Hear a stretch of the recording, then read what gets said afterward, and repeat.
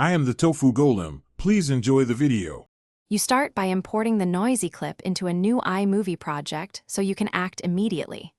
Once the clip is on the timeline, zoom the timeline to inspect the waveform. Loud, low-frequency spikes often mean wind.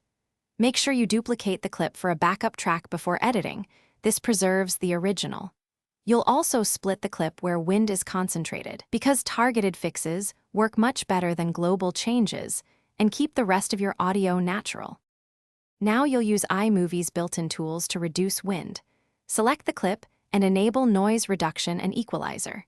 Move the noise reduction slider slowly while playing to avoid mushing the dialogue. Aiming for 10 to 50% often removes wind without artifacts. Next, open the EQ and apply a high-pass filter. Cut frequencies below about 100 to 200 Hz to remove rumble. Once done, toggle the adjustments on and off to hear the difference, and ensure finish by fine-tuning. Add volume keyframes to lower remaining noise during speech and raise it back for natural levels.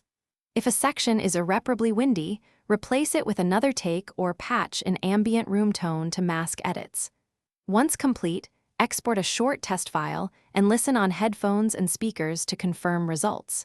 If you still hear artifacts, reduce noise reduction and rely more on high-pass EQ and manual volume rides. Overprocessing creates pumping and unnatural timbre.